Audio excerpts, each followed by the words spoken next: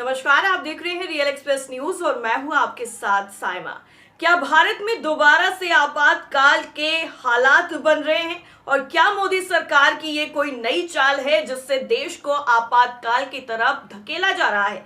दरअसल ये हम नहीं कह रहे हैं, ये दावा किया जा रहा है और कहा जा रहा है जिस तरह से मोदी सरकार एक एक करके सारी चीजों को, सारी एजेंसियों को और सारे जो उद्योग हैं उनको अपने दोस्तों को बांट रही है, उससे ये साफ तौर पर अंदाजा लगाना बिल्कुल गलत नहीं होगा कि क्या मोदी सरकार आपातकाल की तरफ देश को लेकर के जा रही है। इसके साथ ही जिस तरह से मीडिया से लेकर हर एक जो चीजें हैं उन पर मोदी जी के दोस्त कथित तौर पर जो कहे जाते हैं अडानी जी, उनका वर्चस्व है, वो देश को किस ओर लेकर के जाएंगे, ये बहुत बड़ा सवाल है। लेकिन ऐसे में बेरोजगारी पर अगर कोई बात करता है या फिर नौकरी लेने को कोई बात करता है या फिर महंगाई को लेकर कोई बात करता है तो मोदी सरकार की तरफ से क्या दिया जाता है कि हमने मंदिर बनाया है। या सिर्फ और सिर्फ मंदिर बनाने से सभी को रोजगार मिल गया है या फिर महंगाई पर बात कर देना युवा बंद कर देगा?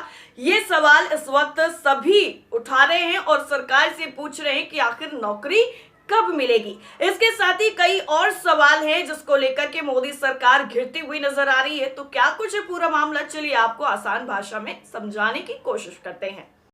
जो लोग कांग्रेस से ये पूछते हैं कि कांग्रेस ने 70 सालों में किया क्या है, तो उन लोगों के लिए जवाब बिल्कुल फिट बैठता है कि आज आप जो दूसरों को दे रहे हैं 70 सालों में कांग्रेस ने ही उसे बनाया है। आज जिन चीजों का आप नाम बदल रहे हैं उनको कांग्रेस के ही शासन में बनाया गया था। लेकिन आज भी 42% स्नातक लोग बेरोजगार हैं, युवा बेरोजगार है। भारत में अगर देखा जाए तो युवा सबसे ज्यादा हैं, लेकिन 42% जो स्नातक हैं लोग वो आज बेरोजगार टहल रहे हैं। लेकिन राहुल गांधी इन सभी मुद्दों को उठाते हैं, इसलिए उनको अलग अलग नाम दे दिए जाते हैं। कोई उन्हें पप्पू बुलाता है तो कोई कहता है कि ये सिर्फ और सिर्फ अपनी पब्लिसिटी और फोटोशूट के लिए बाहर निकले हुए।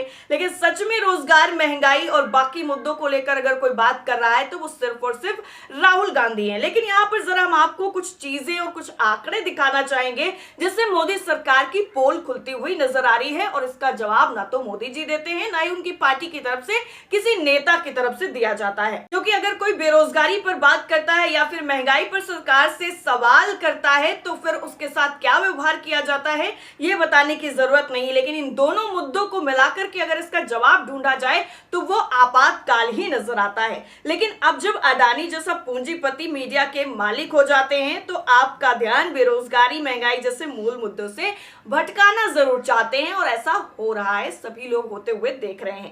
चैनल पर बैठ करके बीजेपी के प्रवक्ता ऐसी तरीके की बातें करते हैं और ऐसा ज्ञान देते हैं कि जैसे देश में हर किसी के पास रोजगार है, कोई भी महंगाई से परेशान नहीं। इस तरीके की बातें करके बनाई जाती है, लेकिन हकीकत में क्या है वो आपको आंकड़ों से समझ में आ जाएगा कि 42% जो स्नातक युवा हैं वो आज भी बेरोजगार है।